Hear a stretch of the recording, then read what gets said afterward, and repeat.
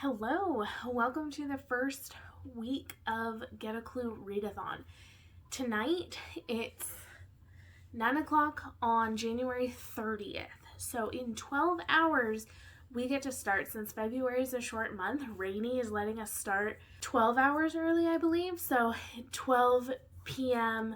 Eastern time, which is 9 a.m. for me. So I need, because I don't know when the first prompt is going to drop, so I decided to spin the spinner wheel to see what my first bonus prompt would be, and I'm not going to start reading until 9 a.m., but I wanted to know exactly what I was going to be jumping into. So I spun,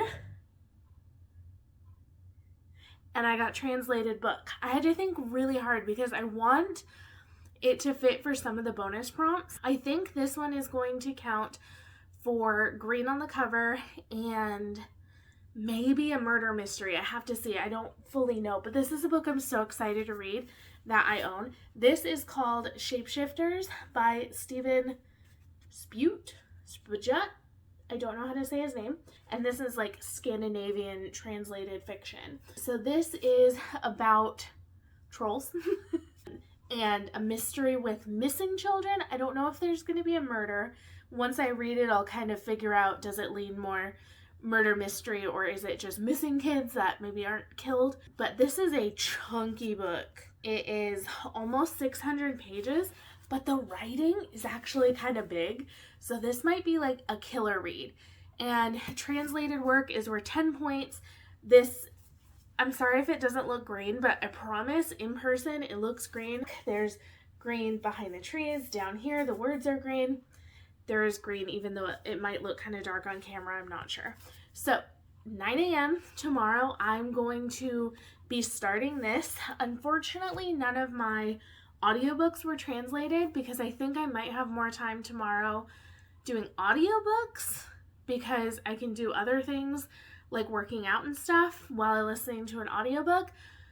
So what I'm going to do is I have a few books that I know for sure I'm going to need to read this month from my February TBR, some sequels and things like that. So I'm just going to listen to some of the audiobooks I have. I do have The Lion Game by Ruth Ware. So this one, green on the cover. Leandra gave a hint from Rainy that maybe there would need to be a book with a game. So this one has game in the title and is about a game, and this audiobook was on Libby. So I might start listening to this one in the hopes that eventually it will work for one of the rooms, but I'll have to not finish it. I'll have to pause it, read other things, and then finish it when we actually get to that room because we can't read them out of order. So I'll have to figure out exactly how to do that without messing up my reading too much. But I'll start this one for the bonus prompt and then maybe start this one for a prompt, or maybe just start a random one and hope that eventually it will fit with something. That's kind of the fun thing with these readathons where the prompts drop randomly. I never know what to start and when, and sometimes I start things and abandon them and don't finish them until the next month, and it's a little chaotic, but it's fun. So that's what I'm going to be starting with. I'm on Mr. Green team, so I won't tell you any of our secrets, but I think we got some fun cards to start with. Hello! So we had our first prompt drop earlier today, and it was to read a book. So the room was the lounge, and the prompt was to read a book that has a cozy or comforting kind of adjective in the title. So I had Star Spangled Jesus out as an audiobook from the library. So I looked up the meaning of spangled, and it talked about having many lights, and I was like, that sounds cute and cozy. So I picked that one and I listened to the entirety of it today. The readathon started at 9 a.m. It is 8 p.m. and I'm done. I just marathoned it. It's not a very long book. It's 8 hours and I was listening to it on 1.5 speed. So I did that. I don't believe it counts for any of the bonus prompts. So it's just the page count, but that means we're past the room prompt, and now I can work on bonus prompts. So physically, I'm working on 2 books, Wind and Truth, which is not for a prompt currently, and then Shapeshifters, which was for the prompt you saw earlier. So I spun again, and I got a book that it gives like cozy vibes. So I'm thinking of 2. So I have the second book in the Lunar Chronicles, Scarlet, out from the library. So I could try that one because I thought that was like a fun kind of cozy fairy tale retelling story. I had a really good time with Cinder, and it kind of gives cozy vibes because it's just an enjoyable listening experience. Or I have Murder by Degrees by someone whose name I can't remember because it's on my phone and I'm using my phone to film. So I can't remember that, but Leandra at the TBR Zero recommended this, or at least it was on her radar like sometime last year. So this one would count for green on the cover, author of color, and a murder mystery, which would be really good. So I'm thinking maybe I should try that one, see if it's giving cozy vibes, if it's going to be a good audiobook. So I think that's going to be the one I try first. And then, yeah, I'm going to keep working on Shapeshifters. I'm like 40 pages in and I'm loving it. Oh my gosh. Like the first pages were the first section. There's no chapters, but it was kind of like a prologue almost, setting the scene. And it was so eerie. Like you're out in the forest in Sweden and it's gloomy and creepy, and it's about a mom and her child who are out there for an unknown reason. We don't know why they're staying out in this cabin, and they're just hanging out there, and we don't know why or what's happening. Things seem a little off, and some weird things start happening, and I loved it so much. The writing style was so great. It was working for me. It is snappy writing, which is great because it's almost 600 pages, which isn't always the best for a readathon. And then tomorrow I'll probably try Murder by Degrees, and then if that one doesn't work for me, I'll switch to Scarlet, and I'll see how far I can get before the next prompt drops. Hello! A lot has happened since I checked in with you. Today is Sunday, February 2nd, and it's 5 p.m., and I have finished a couple books, which is very exciting. So I finished Murder by Degrees this morning. This was for the bonus prompt, a book with cozy vibes, and I definitely think this fit the cozy vibes for me. It's kind of a darker book, but it felt cozy because it was a historical mystery with a woman doctor trying to help the police solve a mystery of this woman who is found dead in the river. And the audiobook was nice and relaxing to listen to. I was doing a jigsaw puzzle on my phone because I've been really into jigsaw puzzles lately, but our 2 tables are in use, so I can't do jigsaw puzzles right now, so I was doing some on my phone.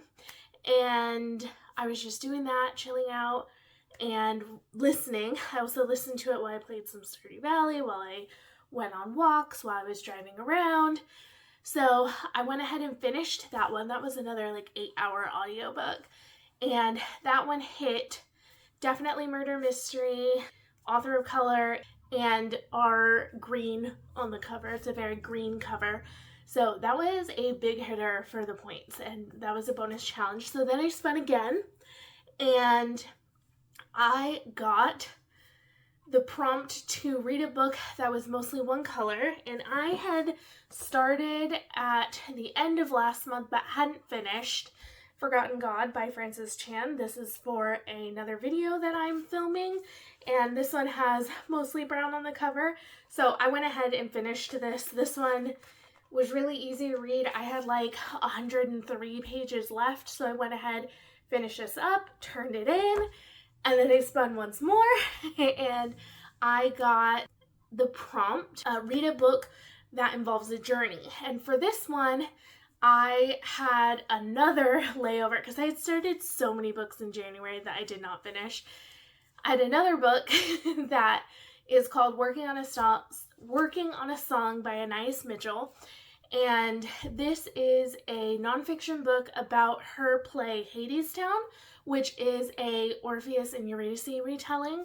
And this, I think, works for the prompt in two ways.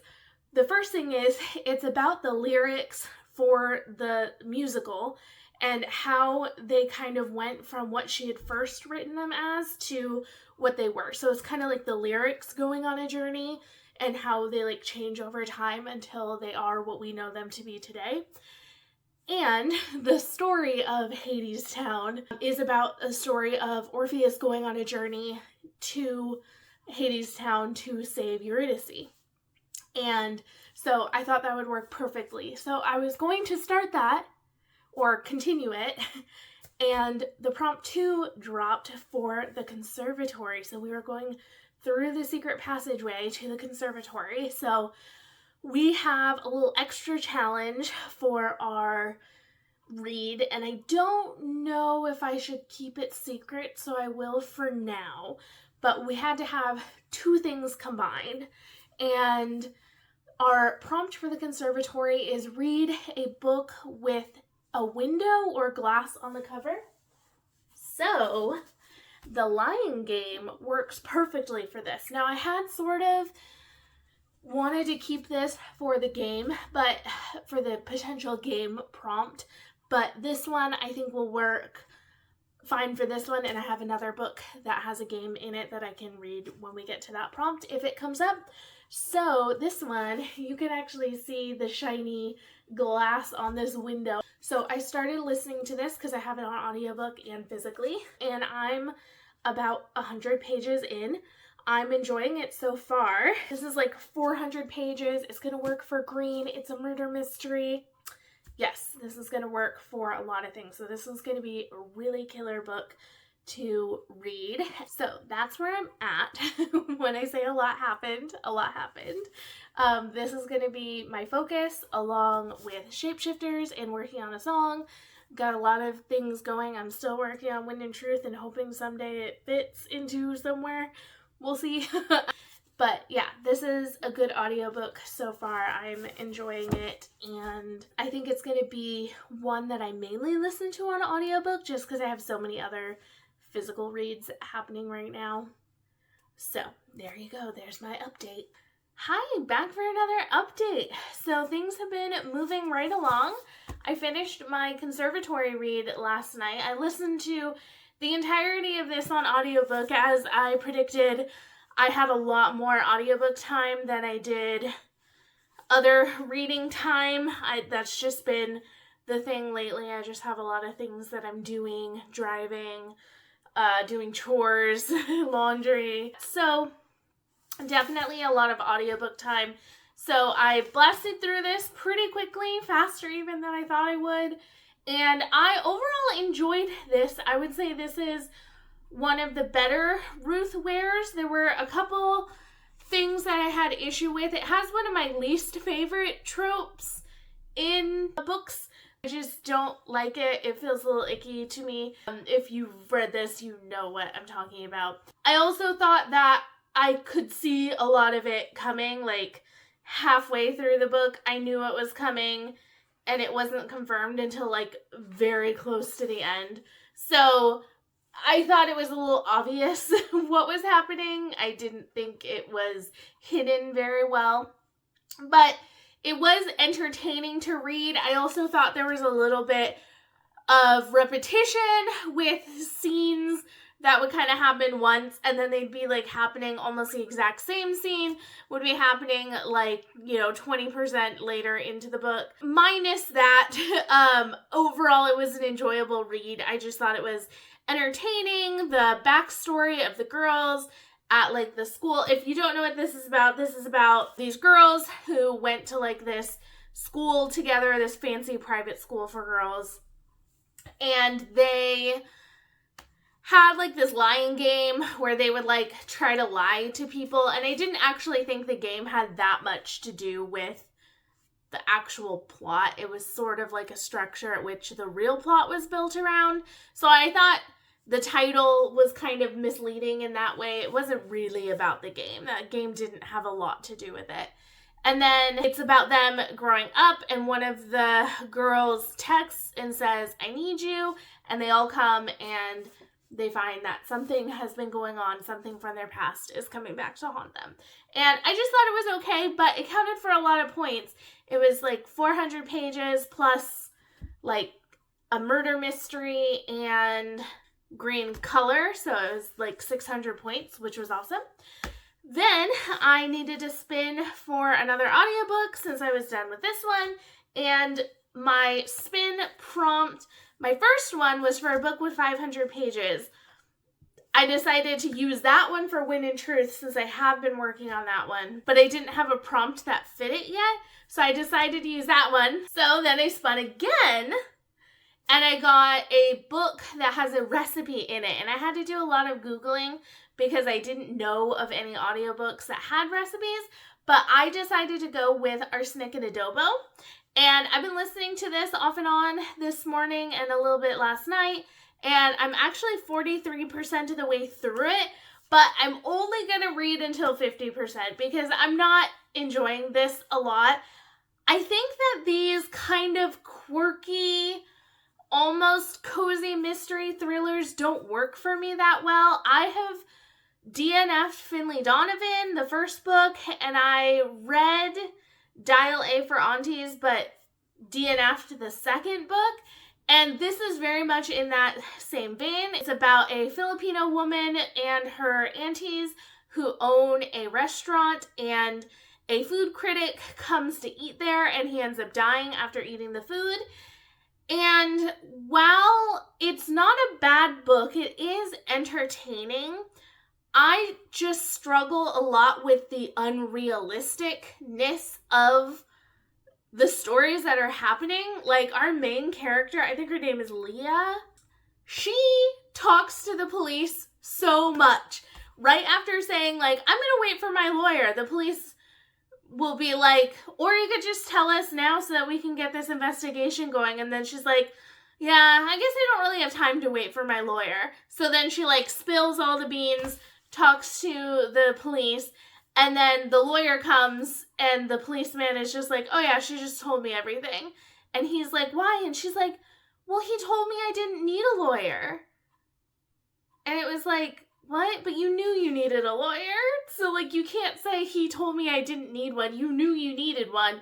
You just didn't want to wait, and now you're like blaming the police officer for tricking you. And it didn't make any sense. And there's a lot of very like repeated scenes. So the book is all about food, with it being like a restaurant, and the woman is a baker herself. And I just think it's a little too repetitive. Like they're going around talking to people at different restaurants, trying to figure out who may have tried to kill this food critic. And it's like they go, they talk about food, they get some thoughts, then they go to another restaurant. And it's just, these little conversations keep happening here and there. I feel like things are being told to us, like very bluntly. And then like a half hour later, the characters will like figure it out as if it wasn't already super obvious because someone had just told them that thing. And then they're like, wait, this is what's happening. And I'm like, yeah, someone just told you that.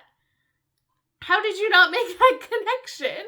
Like there was something that like 3 different people said, and then like 10 minutes later they were like, wait, do you think these 3 things are connected? And it's like, yeah, obviously, like 3 people just told you. So I don't know. I don't know if it's just that when people are writing these books, they're not being plotted out very conceivably, and they're trying to like hang on to like a light, silly tone, but they just don't seem realistic in a way that bugs me. So I'm going to listen to the last 7% that I need to get to 50% and just submit it and go from there. Because I think even though it's not an egregiously bad read, I'm just a little too annoyed with it to like really enjoy my time with it. And I'd rather be listening to something else. Those are my plans for what I'm going to do, I'm still reading Shapeshifters. I'm trying to make progress on that today, read physically today while I can, and some of Wind and Truth. And then I still need to finish working on a song. I think I'm like 37% of the way through that one. So I got a lot of things on the go, but once I start finishing them, things are going to get really snappy. And after I listen to Arsenic and Adobo, I'll probably be spinning again to try to find an audiobook that will work. Hello, it has been a few days. I need to wrap up this vlog by telling you about the few things that have happened. That way I can get going on the week 2 vlog. So last I left off, I was done with, or almost done with, Arsenic and Adobo. I went ahead, finished, got to 50%, and turned that one in. Then I spun again, and I got a book set in a small town. I did not have anything that I wanted to read for this one, so I decided to spin again and subtract 50 pages. What I was hoping for was a book that would fit for Scarlet, which I'm reading for the Throwback Book Club. And I was reading it on audio. I had like 6 days left. I knew I could finish it really quickly. So I was like, I just really want to get a prompt that will fit for Scarlet. So my next spin, I got a book set in the future or set in the past, which is perfect because Scarlet and the Lunar Chronicles are all set in a future where there are like cyborgs and stuff and people living on the moon. So that was perfect. So I started listening to that, and I actually finished it within, I don't know, like 48 hours. I listened to it very quickly, and I enjoyed it. I think I liked it less than Cinder, but there were things that happened that I was interested in. I struggled with Thorn, one of the male characters that was introduced. He reads as a very, like, Han Solo, like, arrogant, doesn't take himself or any situation seriously kind of character, and I just could not stand him. So that was unfortunate, but he wasn't in it that much. I like Wolf much better as a character, and Scarlet, on the other hand, the female characters, Scarlet I like a lot less than Cinder, just because Scarlet didn't seem to have as much of, like, a personality? I don't know, she seemed a little flat for me. There was a lot going on in this story, and I kind of felt like the characters suffered a teeny bit because of it, because there was so much, like, plot happening. Before I could finish Scarlet and turn it in, we actually had our next prompt drop. This is for the kitchen, and like a kitchen might have those stereotypical, like, black and white pattern flooring. We were asked to find a book with a pattern on the cover, and I started reading How to Talk to a Goddess and Other Lessons in Real Magic. This is by Emily Croy Barker. This is the sequel to The Thinking Woman's Guide to Real Magic, and I got 88 pages into this and I DNF'd it. I was so into it for like the first 70 pages, and I can't really say much about what bugged me without spoiling things from the first book and this book, but one of the characters just did a total 180, like, within 5 sentences in their way of thinking. And it didn't make any sense, and I'm assuming that there's something else that is going on in the book, but at that point I didn't care. I was like, you can't just do a 180 on us randomly and just have a character go from this one feeling this way, acting this way, and then suddenly have them switch and just act like we're supposed to go along with it. Like, the author needs to tell us that something is going on, because it makes no sense. It was so frustrating. And I looked up reviews, and a lot of people said our main characters are split up for most of this book. I'm not about that. I wanted to see our characters together. It's the whole reason I wanted to read the sequel. Like, the first book ends on a cliffhanger with the characters, and then the first book is supposed to resolve that, but no, it just splits them up again. And I'm like, Like, this is very clearly supposed to be sort of a romantasy. Like, the first book, there's a lot about a relationship that's happening. I want to see the relationship. Don't throw them together, add some weird character stuff that doesn't make any sense, and then split them up for the rest of the book. I was so frustrated. I put this down so fast. So I needed to find another book that was short. And so I picked up We Are Where the Nightmares Go by C. Robert Cargill. I was 50 pages into this. I had picked it up years ago, maybe a couple years ago, and just never got back to it. I had read like a couple stories and just never got back to it. So I wanted to pick it up, and I'm currently reading this, and I'll tell you more about it next week when I finish it up. As of right now, the prompt has not dropped for the next one, but I've been very busy this weekend and have not had a lot of time to read, and this does not have an audiobook, unfortunately. So I am just, reading as much as I can and hoping I can get this one finished before the prompt drops. So I'm going to end this vlog here, and I will see you next week for some more reading chaos. I have so many books on the go right now. It's wild. Thank you for watching. Bye.